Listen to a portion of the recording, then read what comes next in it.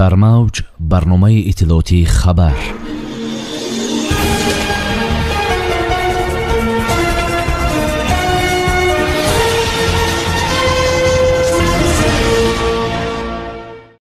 президенти ҷумҳурии тоҷикистон муҳтарам эмомалӣ раҳмон ва президенти туркманистон Сердар Бердимуҳаммедов дар маросими оғоз бахшидан ба бунёди мактаби нав дар ноҳияи дӯстӣ иштирок намуданд.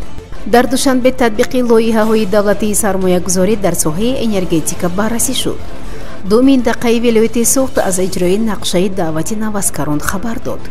раиси вилояти суғд аз дастаи хуҷанд қаноатманд нест. хонандаи шаҳри Душанбе дар мусобиқаи байналмилалӣ оид ба таеквондо сазовори ҷойи якум гардид.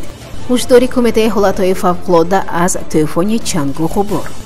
дар қасри миллат асосгузори сулҳу ваҳдати миллии пешвои миллат президенти ҷумҳурии тоҷикистон муҳтарам Эмомалӣ Раҳмон ва президенти Туркманистон муҳтарам Сердар Бердимуҳаммедов дар маросими оғоз бахшидан ба бунёди мактаби нав дар ноҳияи дӯстии вилояти Хатлон иштирок намуданд. дар маҳалли бунёди мактаб бо 1080 ҷойи нишаст дар дубаст аҳли маориф ва фаъолони ноҳия ҷамъ омаданд. роҳбари давлат муҳтарам Эмомалӣ Раҳмон ва президенти Туркманистон муҳтарам Сердар Бердимуҳаммедов бо эътимоди баланд ҷиҳати саҳм гузоштан дар рушди соҳаи маориф дар доираи муносибатҳои дӯстию бародарии мардумони Тоҷикистону Туркманистон бо суханҳои иҷозат дода мешавад ба шумо муваффақият ва барори кор мехоҳем ба корҳои сохтмонӣ барои бунёди муассисаи таҳсилоти умумӣ ба номи Махтумқулӣ дар хоҷагии деҳқонии Эргаш Султонови ноҳияи дӯстӣ асос гузоштанд. дар ин бора Амид Ховар иттилоъ медиҳад.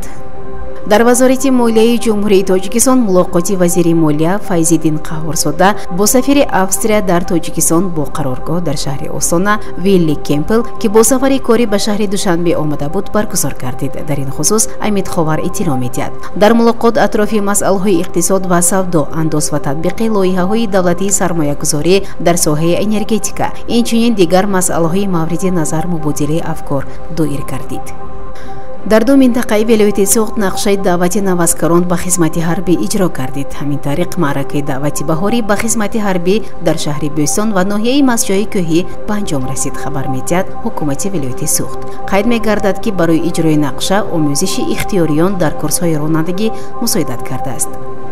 ба бошгоҳи футболи Хуҷанд лозим аст ки нишондиҳандаи бозиро ба таври ҷиддӣ беҳтар созад, изҳор дошт раиси вилояти суғд ҳамзамон раиси федератсияи футболи вилояти суғд Раҷаббой Аҳмадзода. ӯ дар ин бора дар мулоқот бо мураббиён ва дастаи футбол хабар дод. ӯ қайд намуд ки Хуҷанд ва як бошгоҳи дигари суғди Эсхата аз тимҳои пурқуввати кишвар мебошанд. ҳоло Эсхата дар ҷадвали мусобиқаи Лигаи олӣ дар ҷойи аввал қарор дорад, вале Хуҷанд дар мақоми нӯҳум ҷой гирифтааст, таъкид дошт раиси вилоят. раиси вилоят ба роҳбарият ва мураббиёни бошгоҳ дастур дод ки фаъолиятро беҳтар намуда камбудиҳоро ислоҳ кунанд ва ҳамзамон афзуд ки барои машғулиятҳои варзишӣ дар вилоят тамоми шароит фароҳам оварда шудааст. дар ин бора Спутник Тоҷикистон хабар медиҳад.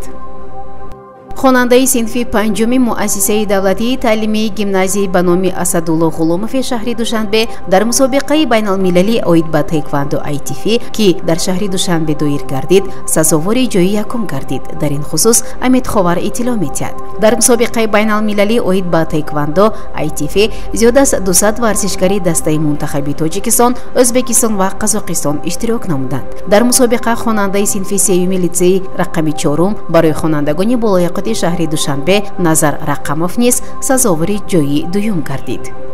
кумитаи ҳолатҳои фавқулодда ва мудофиаи граждании назди ҳукумати ҷумҳурии Тоҷикистон иттилоъ медиҳад ки санаи 12 майи соли равон дар минтақаҳои ҷанубӣ ва марказии кишвар боду ҳавои тағйирёбанда дар назар буда чангу ғубор ба амал меояд. ба иттилои манба дар вилояти Хатлон ноҳияҳои минтақаи Кӯлоб, ноҳияҳои Тобии ҷумҳурӣ ва дар шаҳри Душанбе тӯфони чангу ғубор дар назар аст. он аз ноҳияҳои ҷанубу ғарбии кишварҳои ба мо ҳамсарҳад ба ҳудуди ҷумҳурӣ ворид мешавад. дар робита ба ин кумита аз аҳоли эҳтиромона хоҳиш кардааст ки ба нафарони гирифтори бемориҳои дилурак, диабети қанд, астмаи бронхиалӣ ва гипертония таваҷҷӯҳи хоса зоҳир намоянд. кумита ба ронандагон ва дӯстдорони сайёҳиву гардишгарон дар ин гуна рӯзҳои пурчанг тавсия медиҳад ки суръати ҳаракат дар роҳҳо, техникаи бехатарии ҳаракат дар роҳҳои кӯҳиву наздикӯҳӣ, саҳроҳои доманафарохро риоя намоянд. риояи фосила байни мошинҳо хеле муҳим аст, чун эҳтимоли резиши санг аз кӯҳҳо низ зиёд мебошад. бошад.